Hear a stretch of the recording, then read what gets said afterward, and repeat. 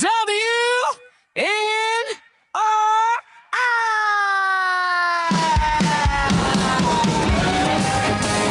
down slow, radio on, like he's riding shotgun all night long.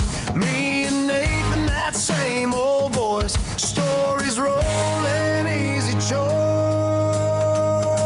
I'm staying in for the Nathan Markley Show every Friday night on my radio. From WNRI, yeah, the signal rolls through the walls, down to my soul. I'm staying in for the Nathan Markley Show. Let the whole town drive, I'll let 'em go. I'll be right here where the stories flow. Tuned in time to the Nathan Markley Show. Hello, everyone. Welcome back to the Nathan Markley Show. I'm Nathan Markley. You're listening on WNRI, 1380 AM and 99.9 FM. Another Friday evening. Hope you enjoyed your week. And we have a few things scheduled for you all this week.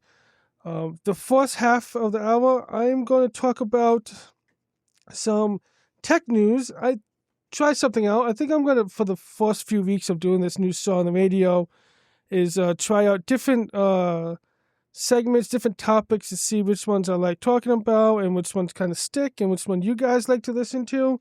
And then go from there. And who knows, maybe I will continue to talk about technology, talk about something else. I don't know. Last week we talked about special education and IDEA. This week we're going to talk about some tech news that happened last week. Apple had a big week, product week, I like to say. And some interesting products came out from Apple and that I might like to talk to you guys about. And a product that maybe I may recommend to people I know. But first, let's introduce my co-host, my dad. Hello, Dad. Welcome to the show again. Hey, Nathan. How you doing? Doing good. I'd like to thank everybody who's listening or will be listening in the future. And hope you all had a great week. I'm looking forward to my part of the show, and we'll talk about some automotive-related technology. And we're going to open up the phone lines for at least my portion of the show, and I'll take any calls that anybody is interested in asking for questions regarding automotive maintenance, automotive interests in general, automotive repair. So anything automotive related. Yes. We welcome that. Yeah, and we're going to open up the phone lines about around 6:30 p.m. Around there, and you can call 401-766-1380, 766-1380. And also another number to call is 769-0600, 769-0600. And if you're out of state, we do have a toll-free number, and that is 1-800-949-9674. 1-800-949-9674. And those phone lines we opened up around 6:30 for the Ask the Mechanic segment. All right, so the first thing for the tech news, Apple had a big week, I'd say. They made several announcements last week. New iPads, a new budget iPhone, and there's one thing that's getting a lot of attention. It's about this new MacBook called MacBook Neo. Neo? N-E-O? Neo? It's Apple's first attempt to a truly affordable Mac laptop. It starts at $599, and it's powered by the same chip your iPhone uses. The iPhone 16 Pro actually has the same chip as this MacBook. The same operating system, you mean? No, the chip, the processor. So it's Mac OS, but like our phones has the A18 Pro or 19 instead of like the M chip. I'll talk a little about that a little later. And Let's start with the MacBook, actually, the MacBook Neo, because that is the one that's getting a lot of hits. It's the cheapest laptop that Apple ever made. Like, all the other MacBooks Apple made since Apple started was well over $1,000. I think the cheapest one before this time was $999. And again, like I said, the unique point is the iPhone style processor. Right now, like all the other MacBooks have an M chip series. It's the Apple's own processor. Before they used to use Intel chips. My iPad I have has the M chip in it, which is a lot of it gives a good performance. But your iPhone, can do a lot of film. Like, I have an iPhone right now filming me, watching me, recording it, the show, which is pretty cool. And it can be a computer. So for Apple to come out with a laptop using that same chip, I think is really good for like people, students in education, those who need a budget computer, like they just need to check email, surf the web, maybe watch YouTube videos, do basic Word documents, basic Excel documents. Nothing too fancy, like a lot of editing or video editing like I do.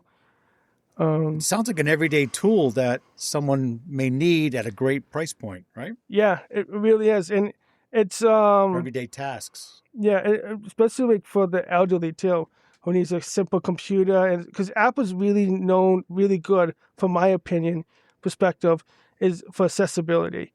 For some reason, they got it right compared to Windows and Android. Yeah. Yeah, I'm a little bit tech challenged myself as far as computers. I'm still using Windows 10, believe it or not. Yeah, we have to upgrade your computer. We have it to October.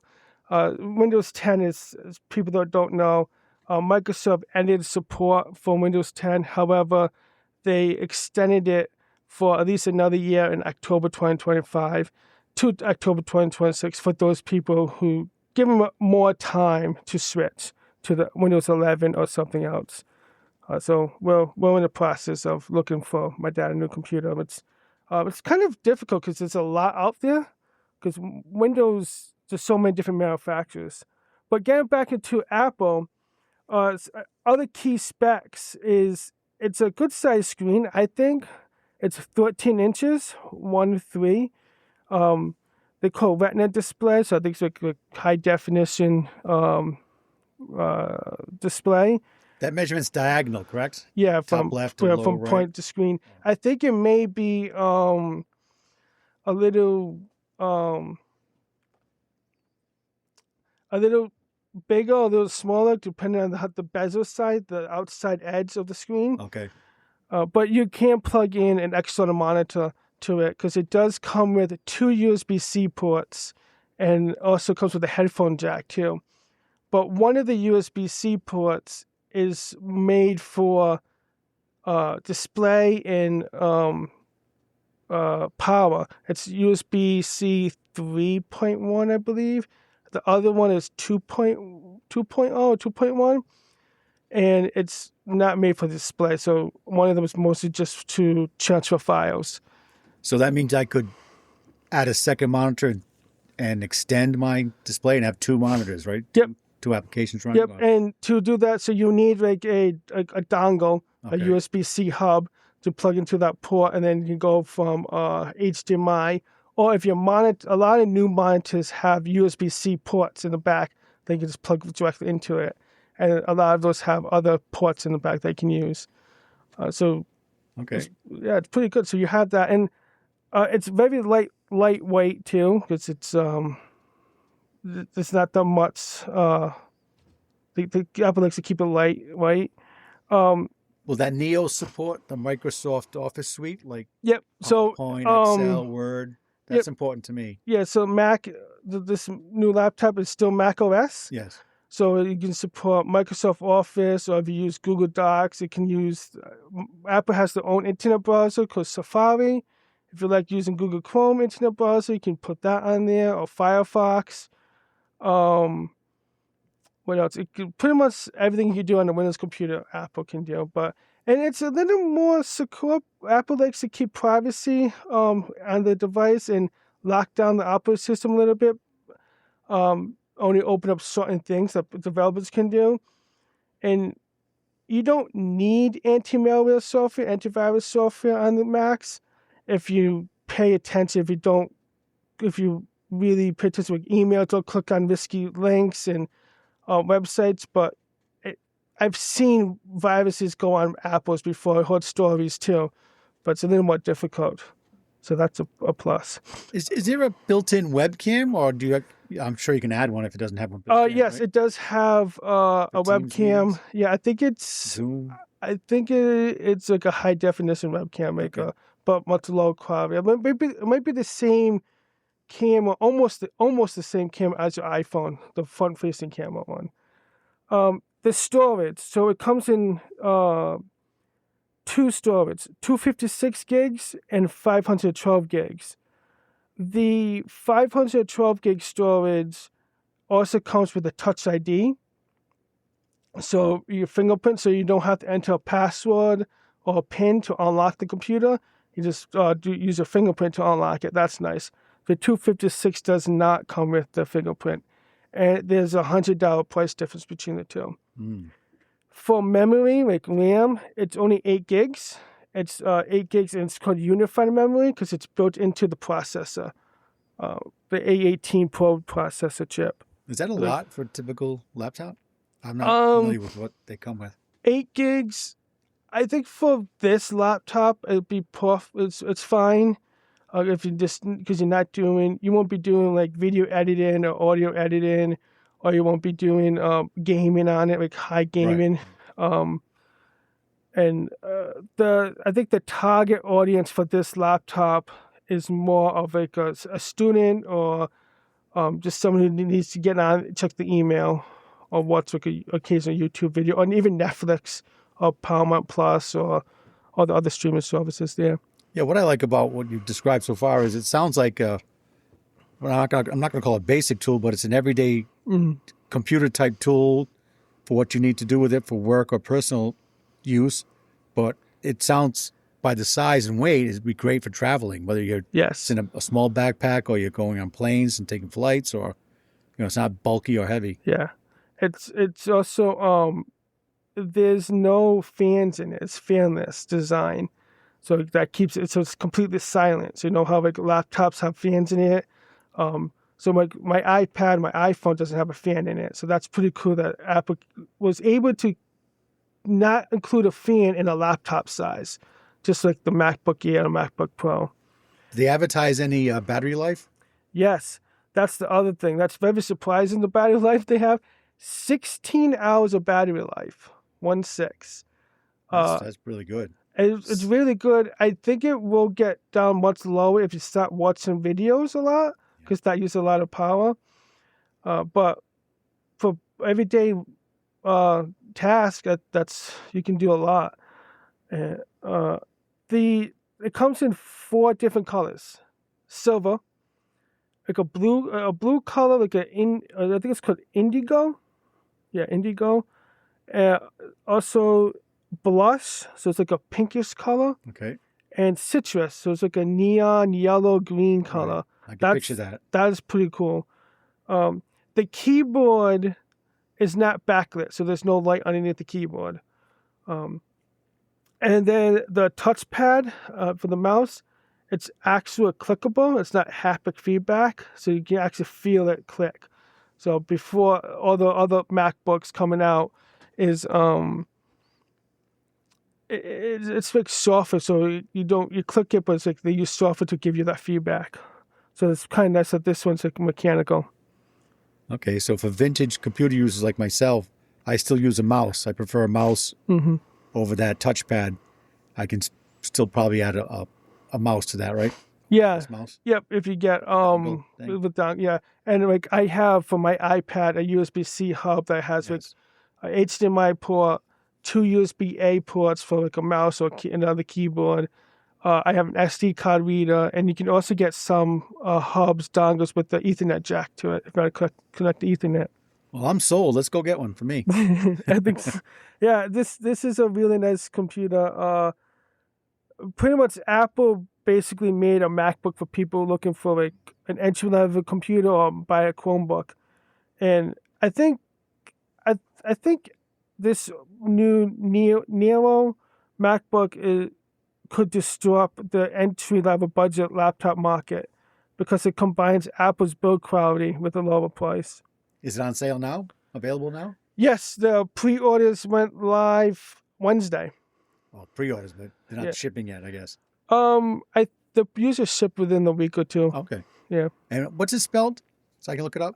Neo. Neo. Neo. Yeah. Awesome. Yeah. The other product that Apple came out last week was an entry-level iPhone 17e. That starts around $599. That includes the A19 chip, so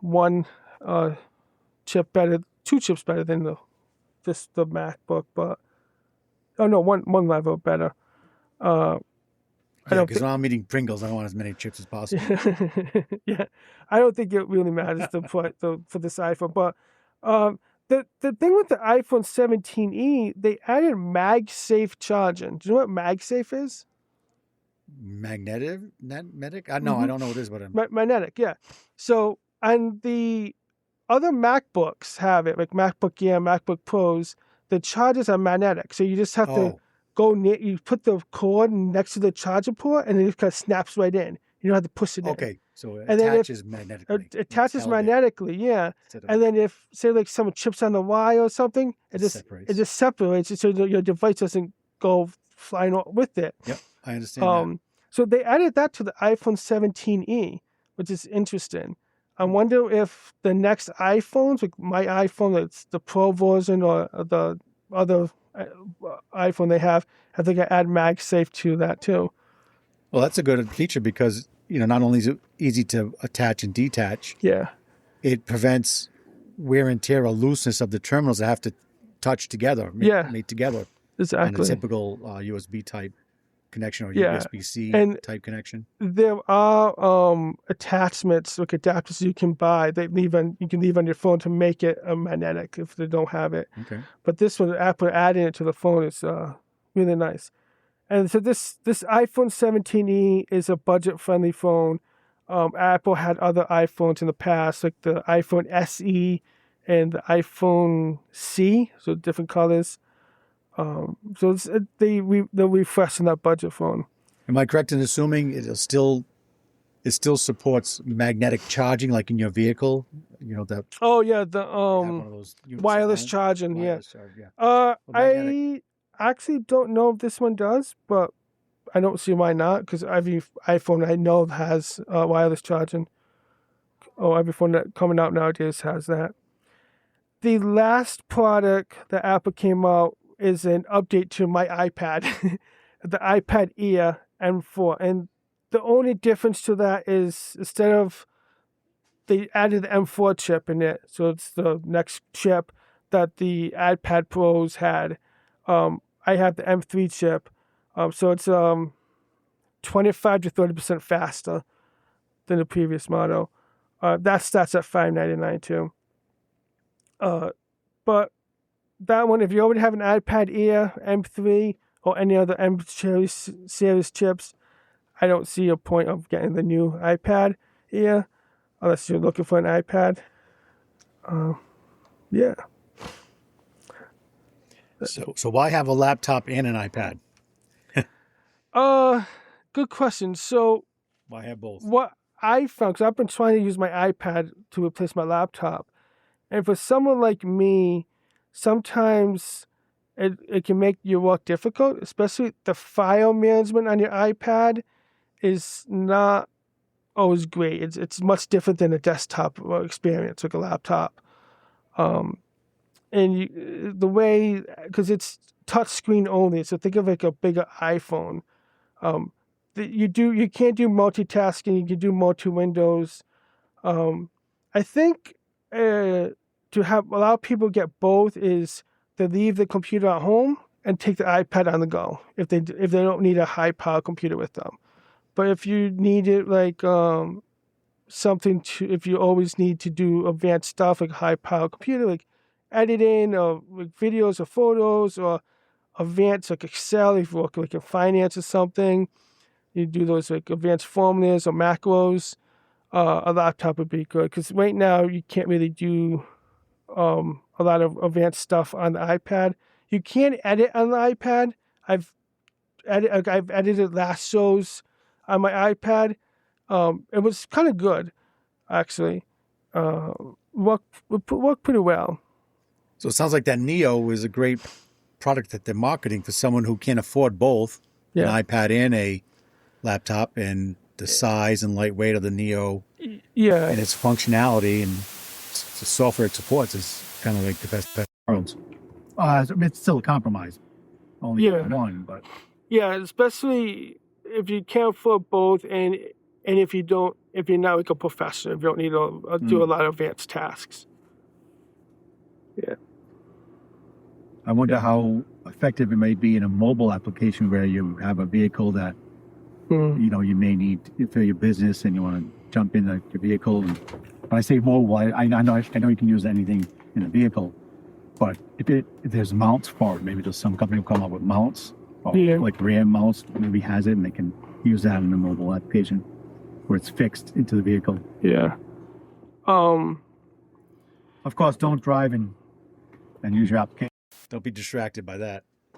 Yeah, it's it'll be interesting to see what people use. 'Cause I know a lot of like delivery drivers or like different trucks, like different businesses will use a computer for the business, because that's the office. Do you know if there's a camera built into it? Yeah, maybe you could take pictures and. Back camera? You mean? Yeah, like camera. No, not in the laptop. No, just a front-facing camera. Right. But the iPad has the back camera. All right. And that'll be another reason to get an iPad too. Is if you don't want to use your phone to take pictures, you can take the iPad out, take a photo, and then very easily transfer those files to the iPad, to the MacBook. Yeah. Well, sign me up. Yeah. I'll just have to decide what color I like. Yep, pretty much.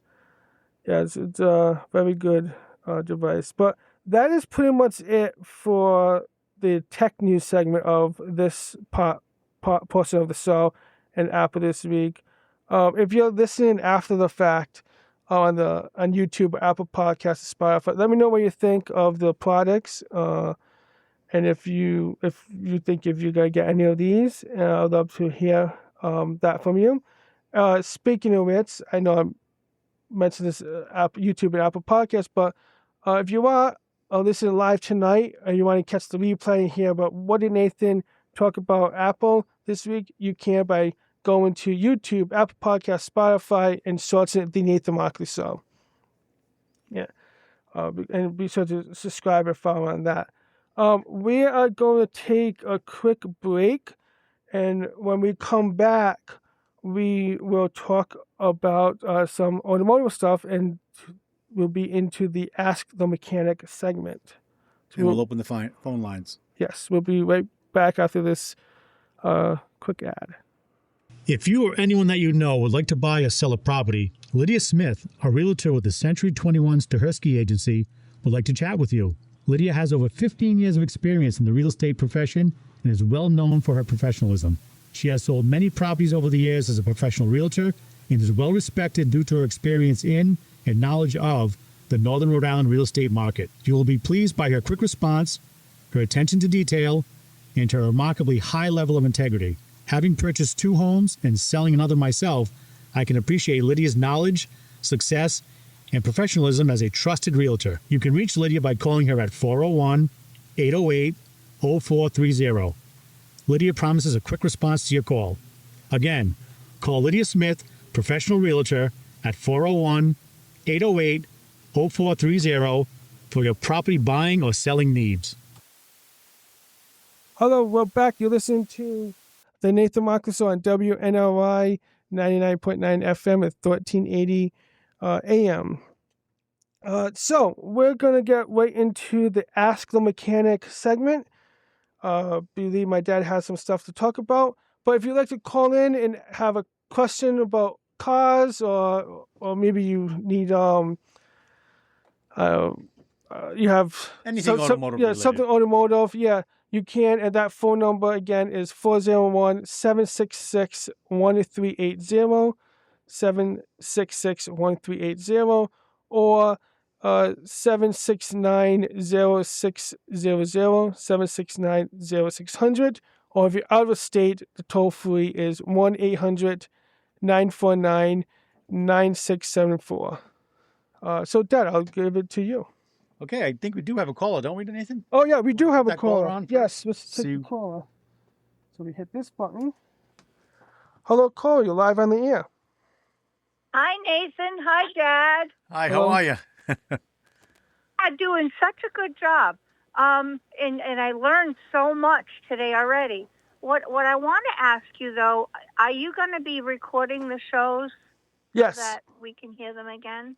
yes. I am recording the show right now, and I'll be uploading it later this weekend on YouTube, Apple Podcasts, and Spotify.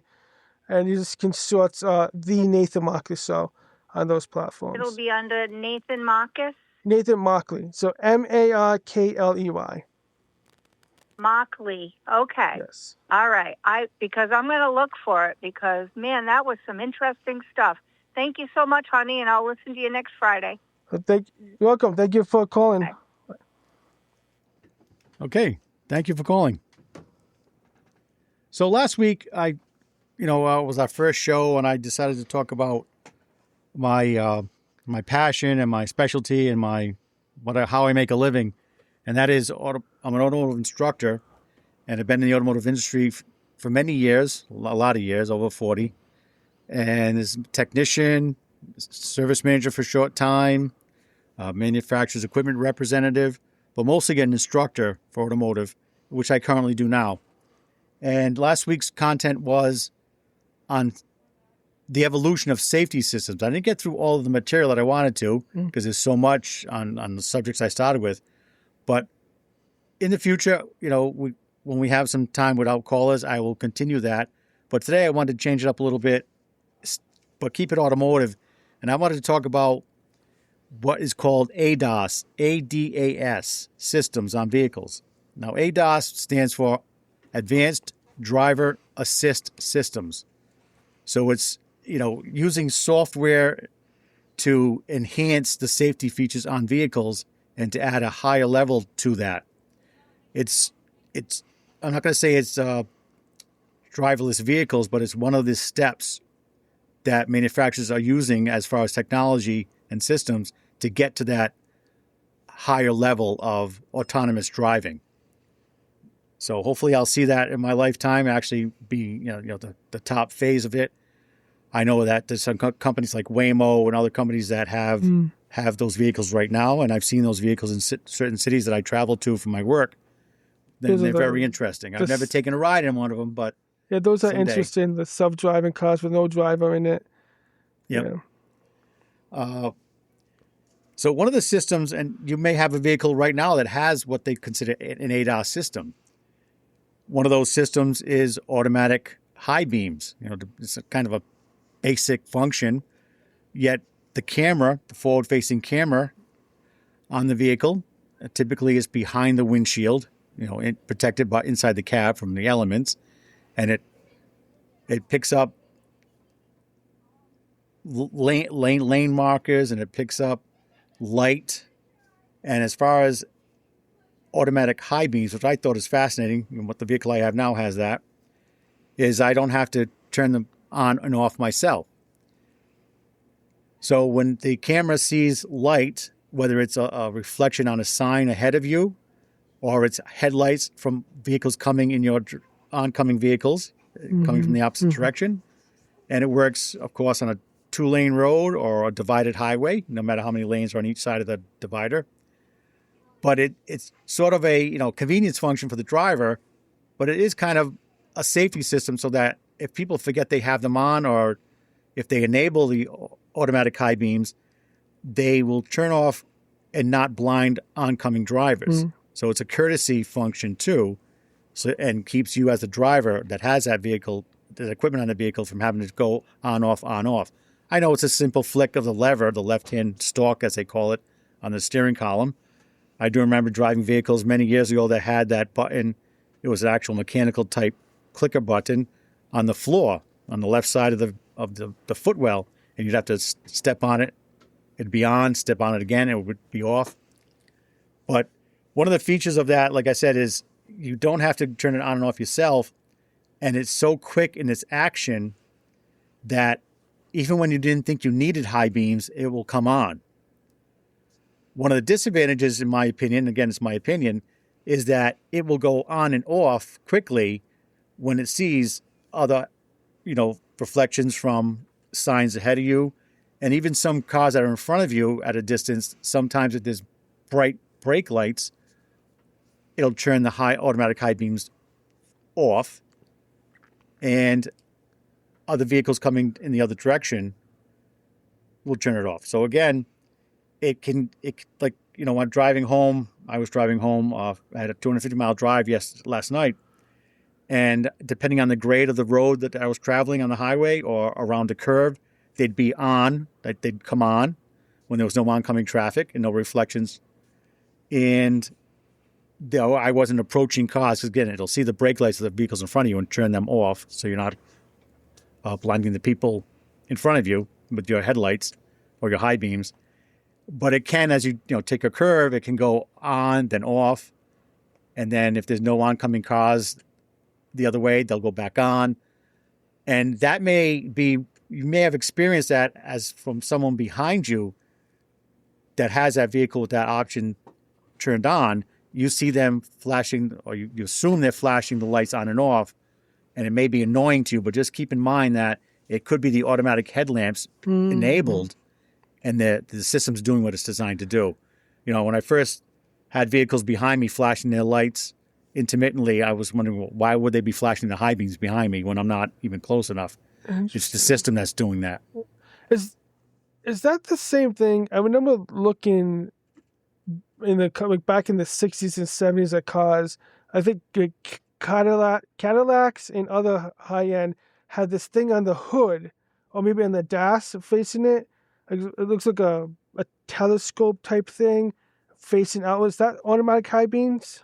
That some form yes, of it was used for the lighting system, and it was more of a forward-facing camera like we have now, and it was a very primitive system. There wasn't much electronics and software driving it, but yes, that's what it was. Wow. So we always had something like that, automatic high beams, but they improved it over time with technology to make it better. So, and how they improved it, Nathan, was that was a dedicated system with dedicated equipment. Mm-hmm. This ADAS system, or there's a term called ADAS fusion or sensor fusion. Mm-hmm. That's the term in the industry. So, because they have a forward-facing camera on vehicles that will help with other systems I'll talk about, like lane centering, lane keep assist, automatic emergency braking is also using the camera in addition to radar. Mm-hmm. Because they have that camera forward-facing, they designed a system with some software enhancements to make the headlights go on and off automatically. See what I'm getting at? Yeah. It's like another system they can add just with software. Yeah. Using existing equipment used for other systems and other functions or features. And that's why it's fascinating to me, because there's the possibilities are unlimited, what they can do and what people, engineers think of, or manufacturers think of. So you mentioned in ADAS they do automatic braking, right? I know my car does that. That's part of ADAS, right? Especially when it if you don't stop in time, it sees a car ahead of me, and it can push the brakes on it, and also behind me too. I believe it does that. Well, the system will typically warn the driver of the vehicle that you're with a flash of a light. It may be a red light or a yellow light. It may be a warning word like stop. And they typically will accompany that flashing with an audible sound. So it gets your attention, or tries to get your attention two different ways, to get you to start the braking event by pressing the brake pedal. If you don't, it'll take over and apply the brakes automatically. So again, let's go back to what I call system fusion. The vehicle has to have ABS, or automatic braking system, and anti-lock brakes is the base system, so it can activate that module to activate the hydraulic control unit. So again, it's using sensors to get more input, and with software, the way it's written, it makes those existing equipment on the vehicle for anti-lock braking do another function. So I wanted to just jump back to that automatic headlights or automatic high beams.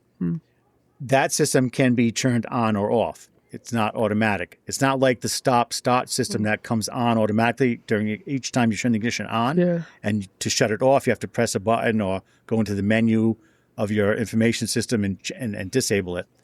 Where it's automatic high beams is something that you could turn on and off at will. It doesn't come on automatically, then you have to turn it off if you don't want it. Now, an example of that was driving to my work, again, early in the week to go to work. I had a 250-mile drive out from home to my destination, and it was very foggy that early morning that I was driving, very, very foggy through Connecticut and into New York. And when the automatic high beam system was coming on, it was blinding me. Just like if you didn't have that system, but you put your high beams on in the fog, it just makes so much light you can't see. Your distance of sight is lessened. So I had to turn it off. The automatic automatic high beams, I had to turn that off myself because of the fog. Is that switch to turn it off in the same spot in every car, or it depends on what car you get? They move it.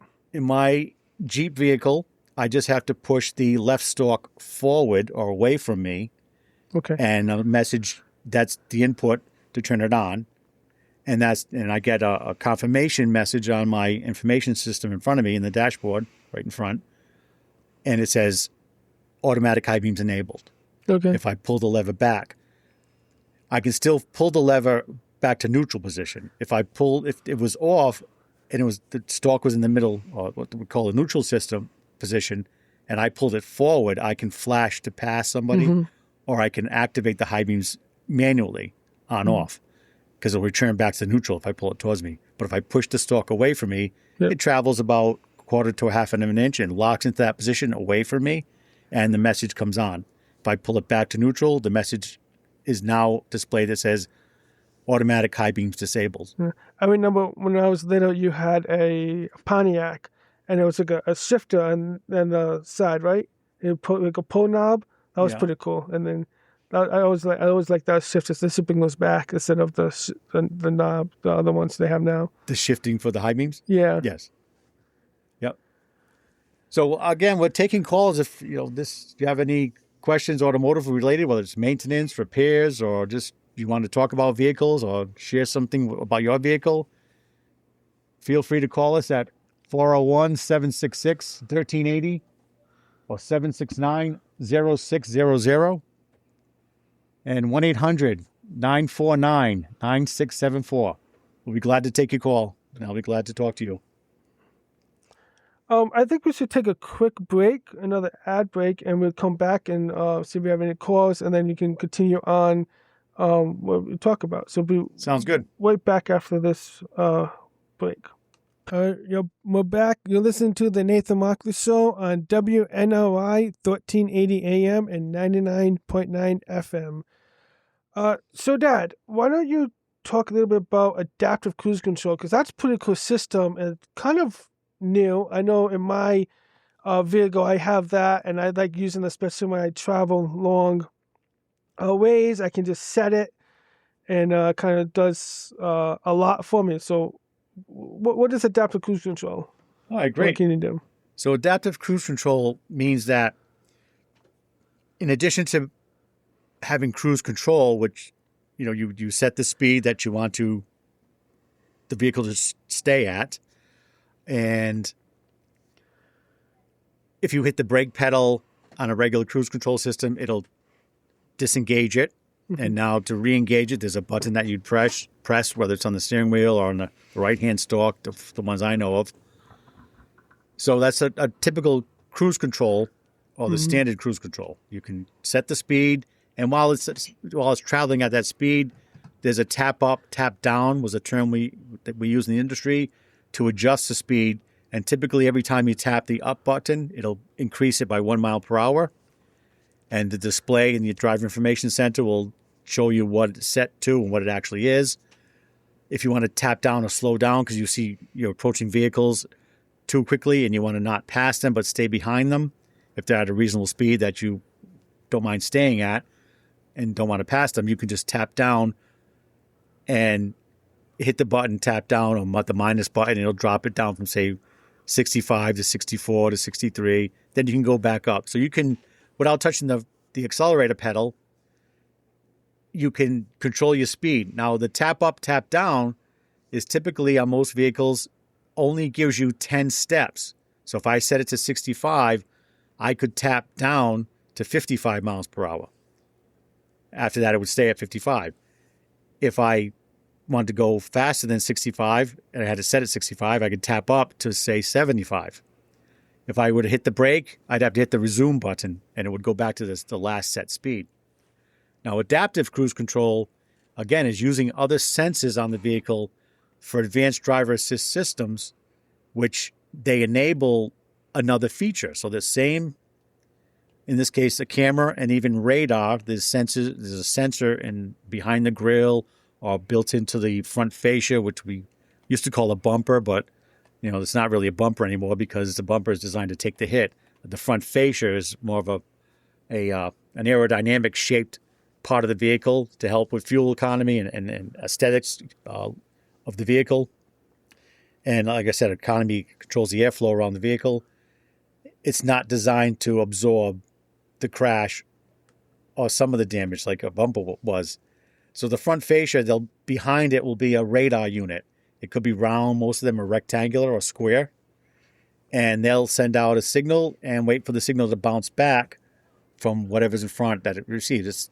So adaptive cruise control, again, uses the cruise control function, the cruise control servo, the cruise control module, a body control module to control the speed. And when I say they control the speed, the throttle in most vehicles now are electronic.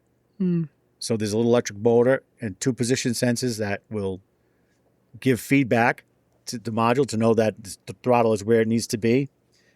And if you step on the accelerator pedal, they don't call it a gas pedal anymore. It's accelerator pedal position, APP.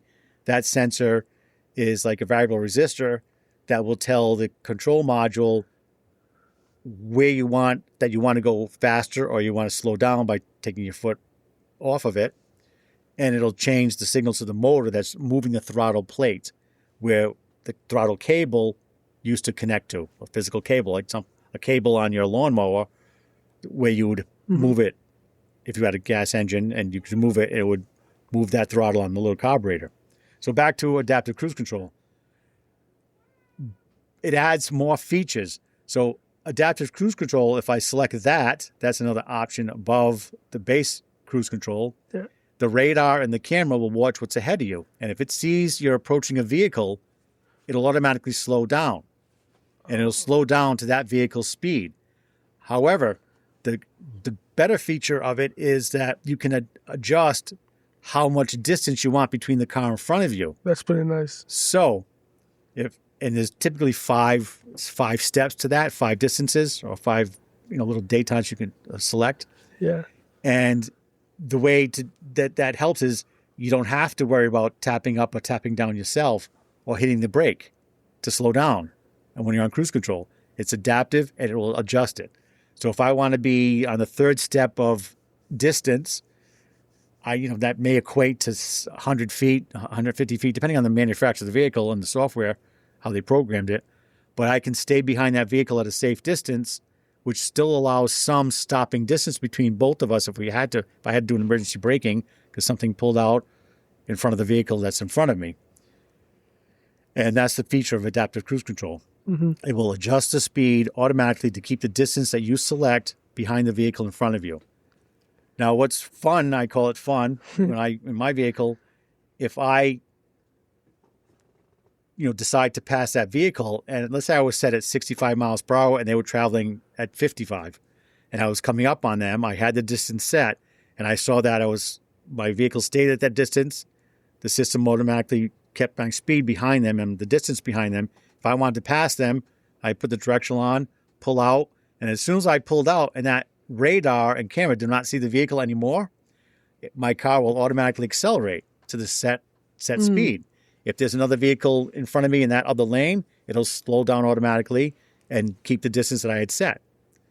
So it's a safety system, our advanced driver assist system, and it's just a lot of fun. I noticed when I use adaptive cruise control in my car, it can't really predict when to stop. It usually waits till the last minute to stop. So if I'm coming off the highway, I come to a red light. I like to start applying the brakes a little ahead of time before it stops. I feel like it's always going to stop. It stops way too quick soon. Too soon? Yeah, too soon. Now, have you adjusted the distance to the farthest distance available between you and the car in front of you? Not the farthest distance. It's usually in the middle level. But so if I adjust the farthest distance, that might change it. Correct. And sometimes the weather, if it's really inclement weather with some heavy large snowflakes or heavy rain, that can affect the sensor accuracy. Not always, but you don't know it. And like you said, Nathan, each manufacturer's vehicle or each vehicle by certain different manufacturers, they may operate a little differently and have different settings and programming that makes it not the same for another car that you get into. Like I know when I travel, I rent some vehicles once in a while, and I go from a Honda to a Hyundai, depending whatever they give me. I don't really choose unless I'm walking in and they have 7 or 8 cars in, so you pick whichever one you want. But I like, that's what I like about ADAS and trying different vehicles, to learn the different systems and get experience. Does adaptive cruise control, do I have to keep my hands on the wheel, or does it steer automatically, or do I have to just steering? You still have to steer the vehicle. Yes, sir. Okay. I think you're thinking about what we can talk about next is active lane centering, or the lane centering or active lane centering, or lane keep assist. Yep. Manufacturers have different names for this system, and that system is, if you decide to engage lane keep assist or lane centering, you can take your hands off the wheel, and the sensors, typically it's the camera that's doing that, the forward-facing camera, or in the case of Subarus and Volvos, they have 2 cameras. Yeah. And those cameras will look for the lines and keep you. If it has lane centering, it'll keep you in between the lines. If it has lane keep assist, the car will drift in your lane, whether there's a crown in the road or the road surface, or maybe your tire tread condition, maybe your alignment angles are not set perfectly. So the car may drift left to right, and when it gets close to the lane marker, the stripes, right, it'll move it back over. Yeah. And I call it the ping-pong effect, because when you have lane keep assist and not lane centering, lane keep assist isn't as functional or accurate to keep you in the middle of the lane as lane centering is, and you'll be moving left to right.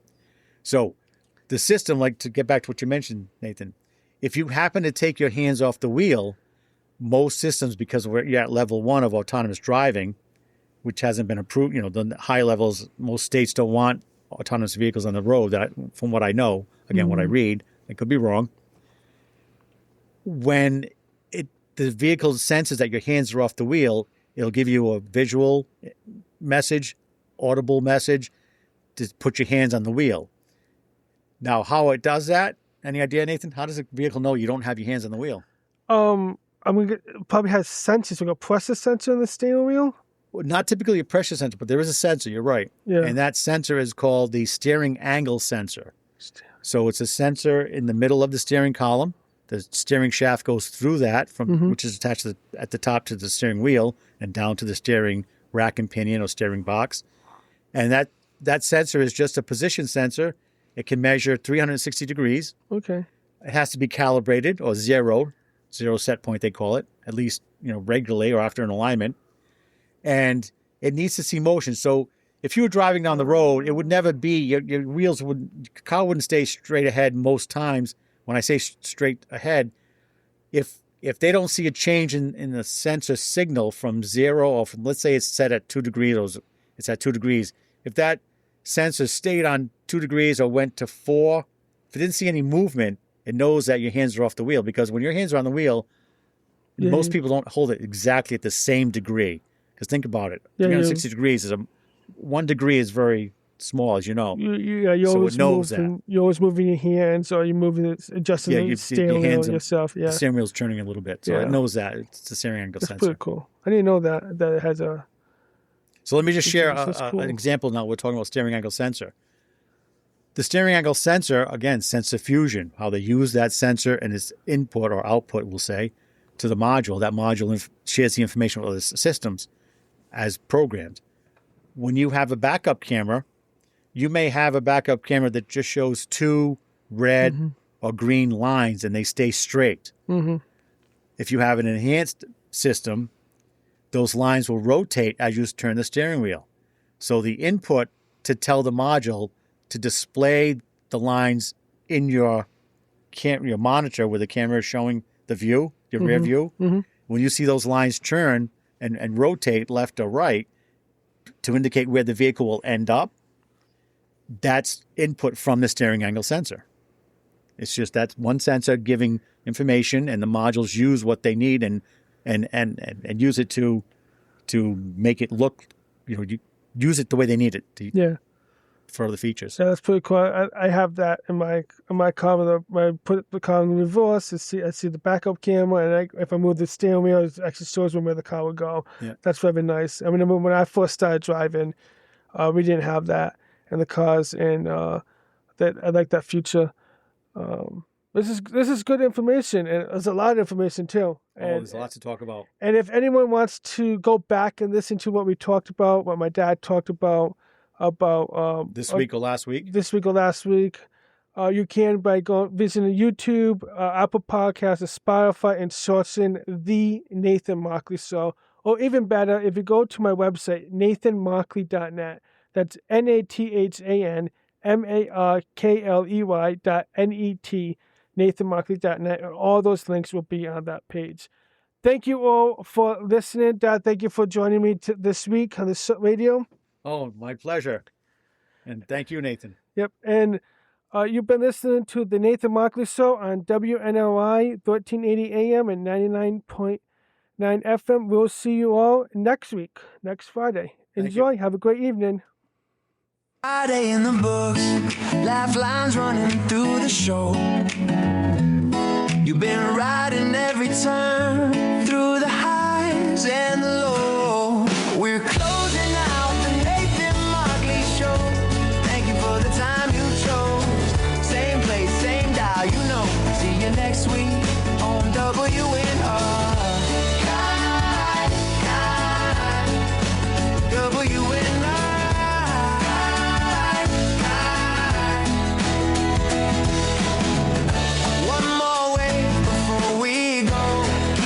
Number in your mind. Friday nights, you're not alone. It's the Nathan Markley Show on WNRI.